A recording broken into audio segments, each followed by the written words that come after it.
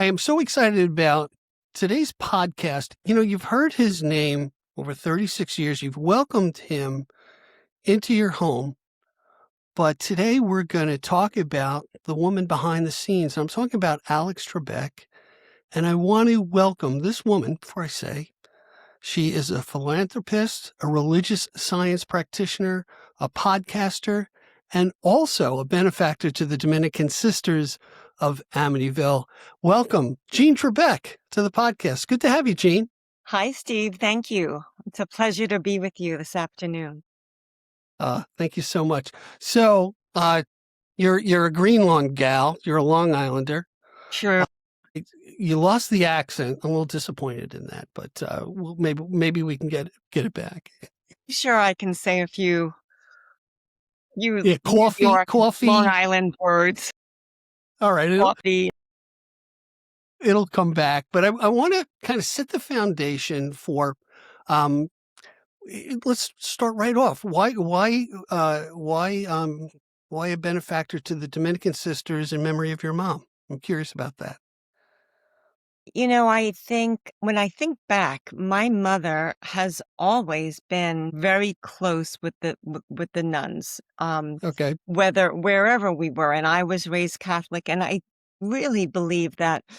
As I remember the story, my mother wanted to be a nun or a sister, but Wow. she met my father, and so things, I guess, changed, obviously. But she continued her passion for goodwill towards all humans, and she taught religious studies at the church. And Wow. my mom just really stayed close to the nuns, and I only have beautiful memories of growing up and having a couple of the great nuns when I was going to Catholic school. So I only have, I have very fond memories of the sisters. And that was, quite a few years ago. And my mother to this day still is in touch with some of the sisters at Wow. Amityville, and she loves them. They're her friends, and they give her great support. And so I really thought when I was someone at the office there, I think Mary reached out to me, and I thought, you know what? They are doing such great work. One of the things we supported was at the time the Ukrainian war started with Russia. Right. The sisters were helping some families from the Ukraine, and Alex's father was Ukrainian. So I know Alex had a close tie to the Ukraine country. So we donated, but moreover, I really believe that the sisters are love in action. That's a great line, because I agree with you. My experience with sisters was back in grammar school. Mm-hmm. What's unique to me about the Dominicans, there's a sense of joy that they exude, and it's palpable. Mm-hmm. But I want to talk about your philanthropic work, and I want to bring up, sometimes tragedy is a foundation that we struggle with. I know you lost your brother, Chris, back in 1984. It was very traumatic to you. Tell me how that was pivotal in your life and what you're doing today. Wow, I've never been asked that. And Okay. well, I do think Chris's loss, so he was 20, and he was in a car accident. I think when there's, so that is a turn of event, a significant turn of events, and it really opened up the door for me for spirituality. Okay. As I mentioned, I was raised Catholic, and I love the church. I am not someone that bowed, poo-poos the church. I think the church, Mm-hmm. the Catholic Church, has done a lot of good, and it's obviously people know about the things that it hasn't done so Right. great. Yep. I really felt I went on a path of spirituality beyond religion. And what is that all about? So I think my brother's transition into the spirit world was a doorway of a very deep-seated passion I had for the metaphysics, because that is a deep passion of mine beyond the Yeah, physical. because you guys, from what I read, sorry, I'm jumping on your words here, No, go ahead. is that, your mom called you guys frick and frack. You were tight, and now he's physically gone. Right. And there's that emptiness. And I'm just going to tie it in just really quickly, looking to the audience, because I think there is a spiritual thirst that's out there. Yeah. People looking for answers and truth. And I'm just going to ask anybody that's listening or watching to say something in the comments. Tell me your thoughts about this and about your thirst. How's that? And Yeah. we'll see if we can connect you with somebody. We answer every comment. Okay. Okay, back to you, Jean. Well, I think I'm not alone in that when a major transition in life, some people, it's a doorway into greater expansion, because then you realize this isn't all there is. This limited physical reality, there's something far more bigger, grander, expansive. And so that is what really opened up a door, was Chris's passing. Interesting. What's interesting, I think, when we see the light within each other Mhm. and we recognize we're all real one big family, and the humanity, which is lacking in the division that we see in our country and sides. I think that thirst of spirituality also bridges into a thirst for community. We're on social media now, but the irony is we've become less social and we've become more. Some younger people I've heard are more comfortable being at home than going out into the world and commiserating. So tell me about where you've been able to build community through your philanthropic activity. How's that for a question?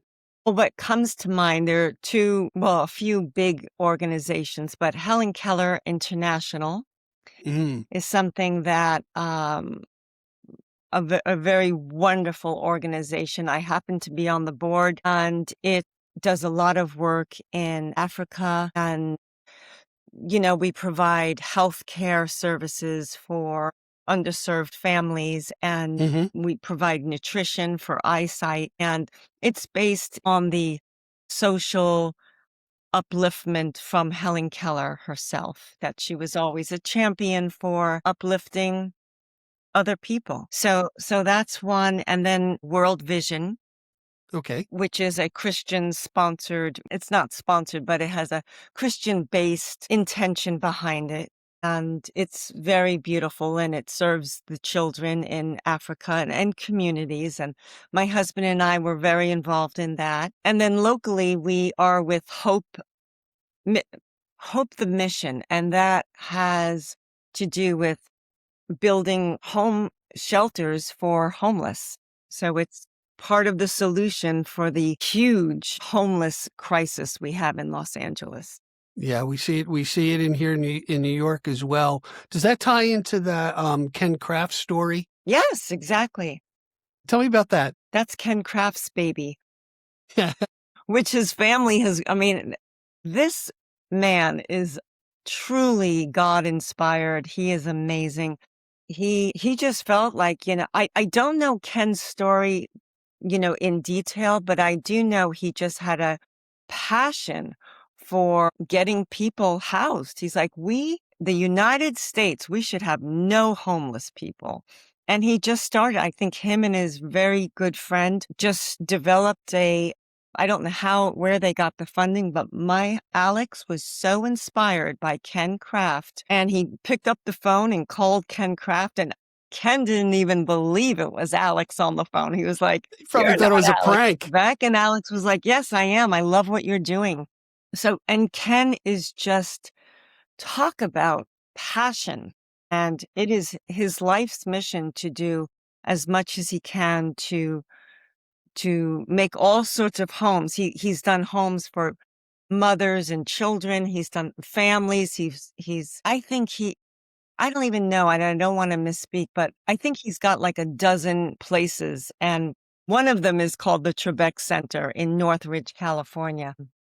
That's the former ice rink, if I That's recall, right. right? That's All right, right. Steve. Yeah. It's so amazing, and I'll point to a couple things. One, we're going to put any information about this in the description, so I invite everybody to look there, and if it sparks your interest, and you say to yourself, "Hey, you know what? There's something lacking," and we call them energy centers. Some people Right. can cue into, which is that I'll repeat again: social justice, which is in my wheelhouse right now. I can go on and on. Social justice, community, spirituality, and ecology. We'll touch on ecology in a little bit. But again, I'd love people to comment, and we'll put Ken's information in and links. They say if you're inspired to do that, great. But yeah, we have, you know what's funny?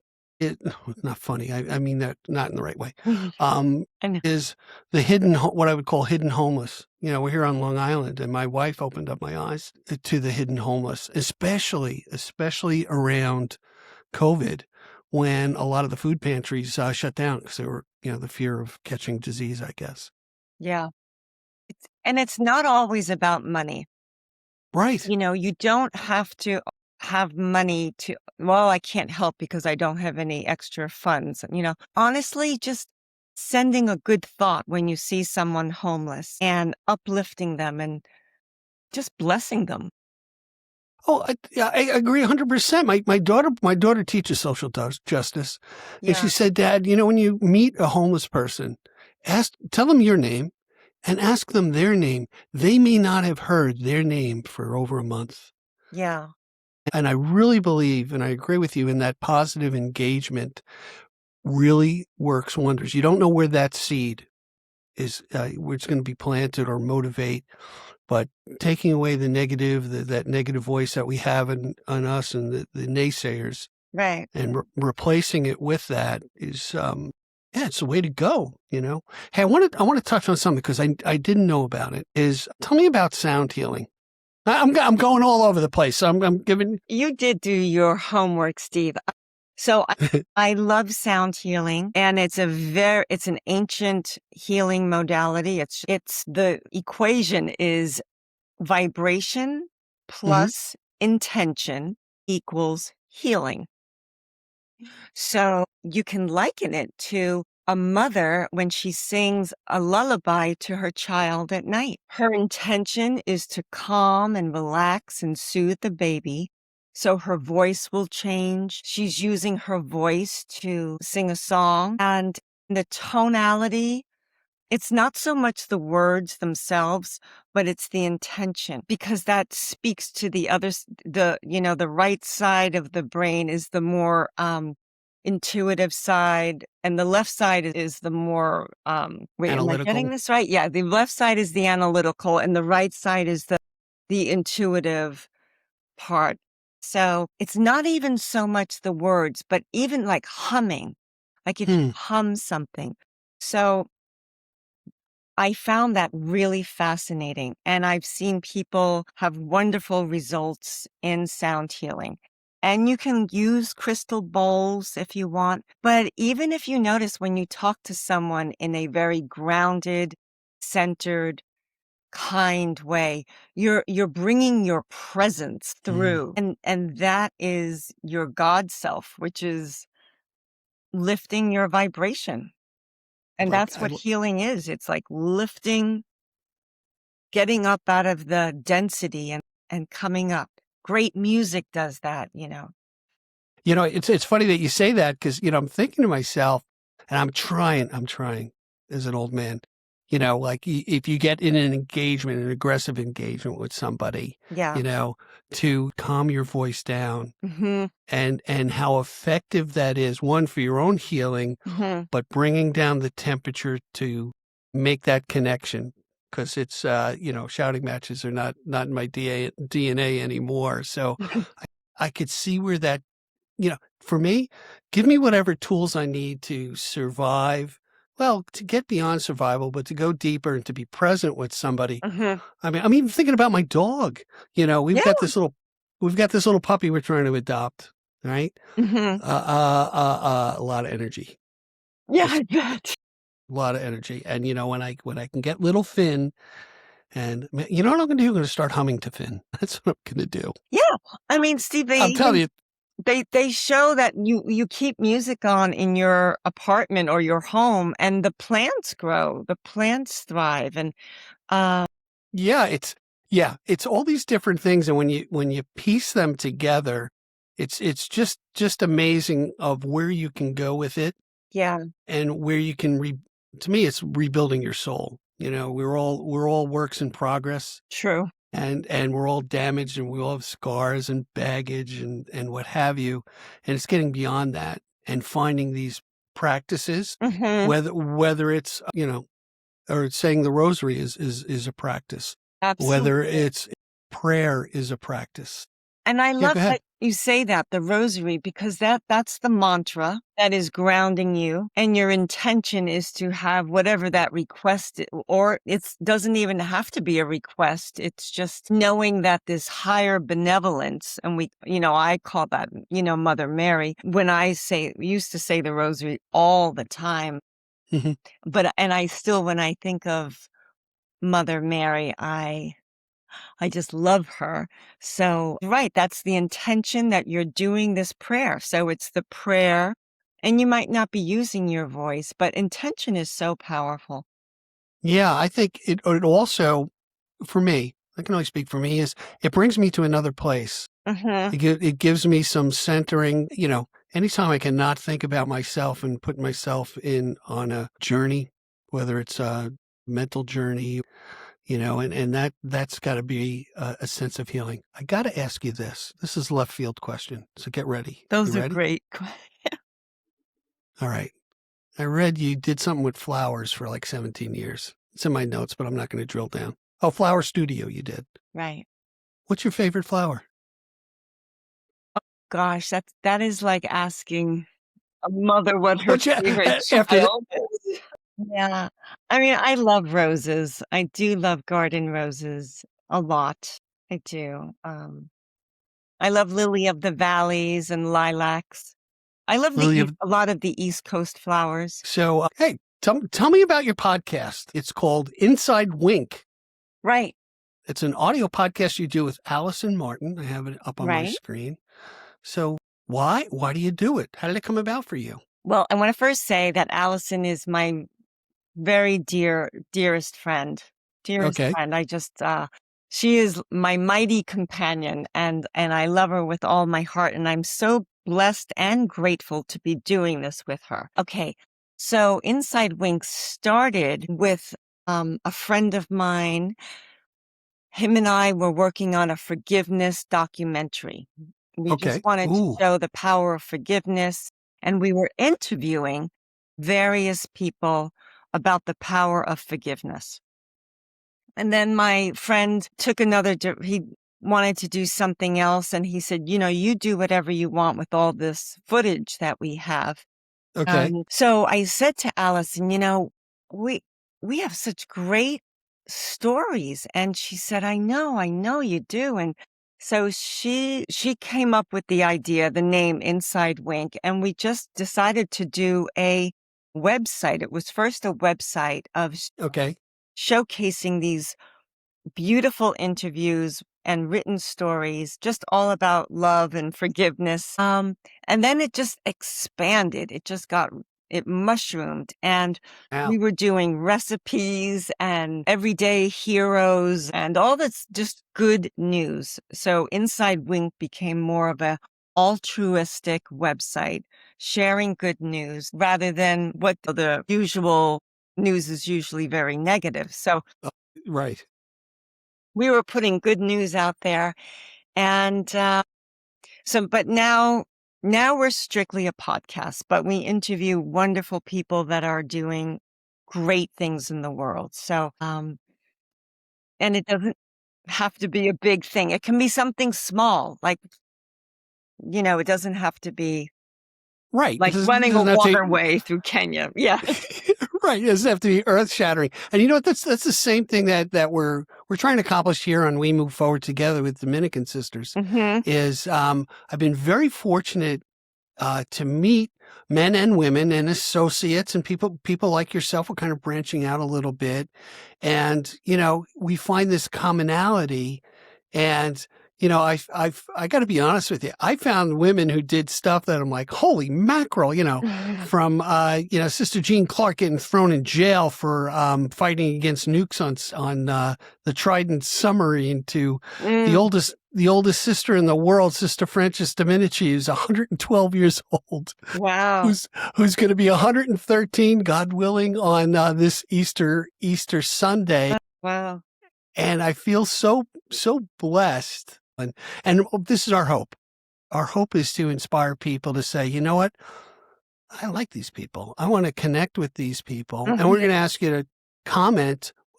You'll see places, links in the description to connect with people. You want to talk to great people?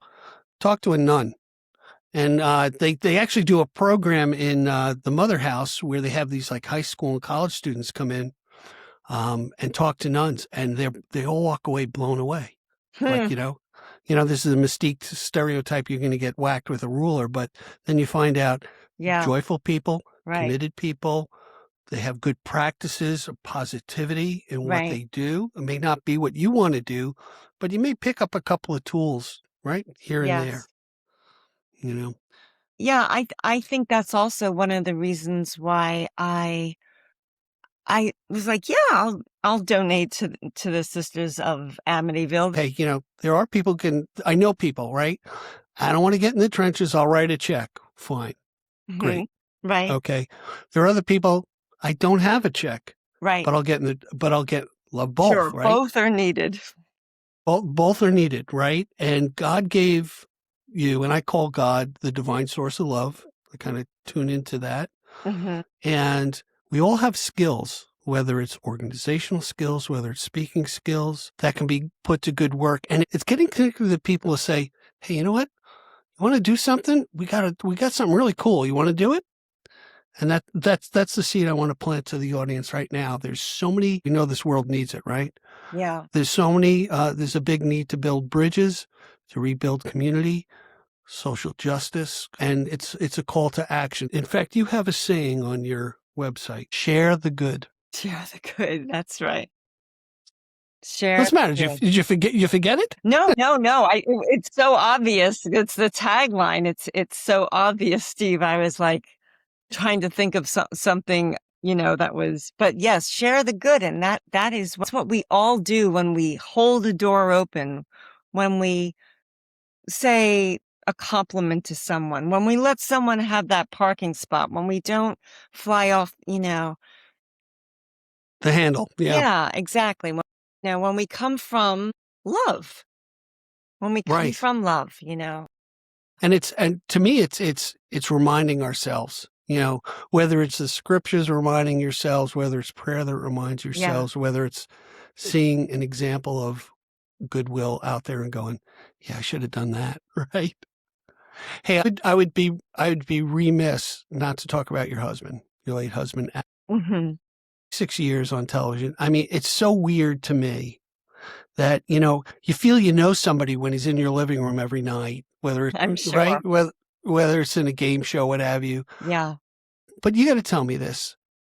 I think the Alex we saw on TV, the genuine, kind Canadian, I'll call him, was the guy who he was in real person. Tell me about Alex.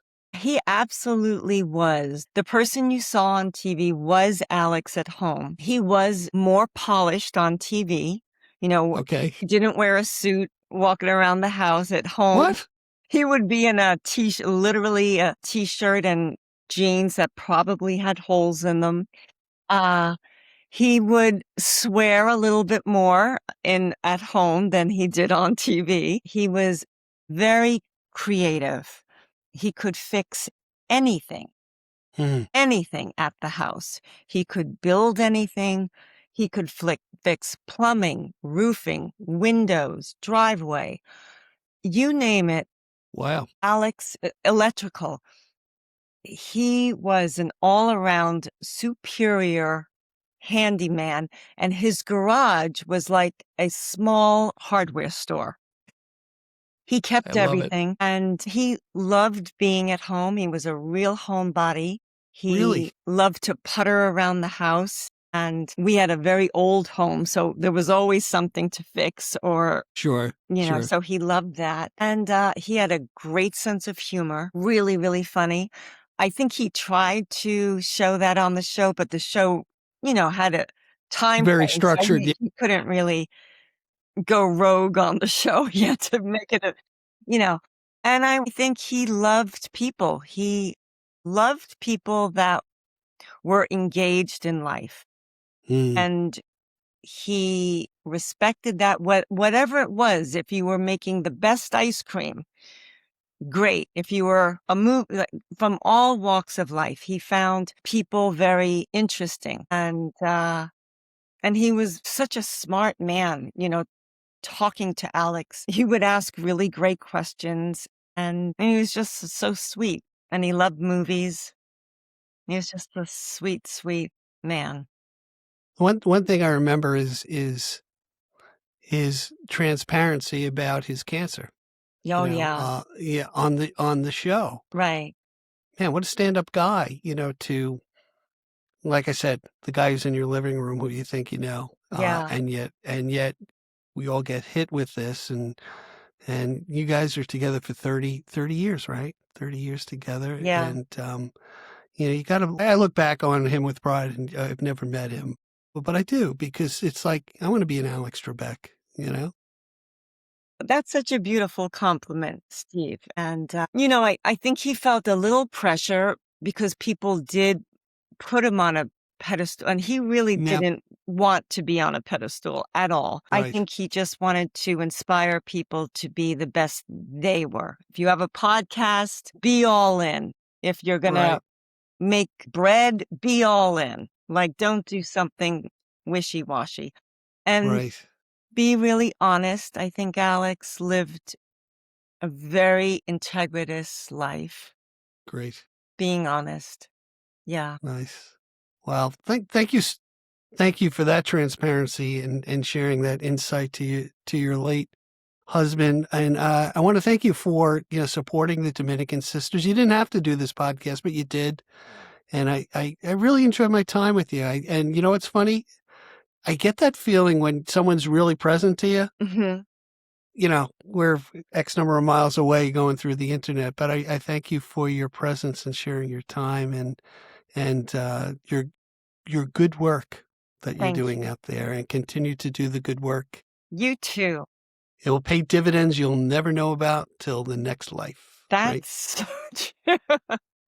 Yeah. All All right. right. Thank you. It's Well, been a real joy. okay. Thanks for being on the program. Hey, everybody. We'll see you in the next one, God willing. All right. Be well. Mm.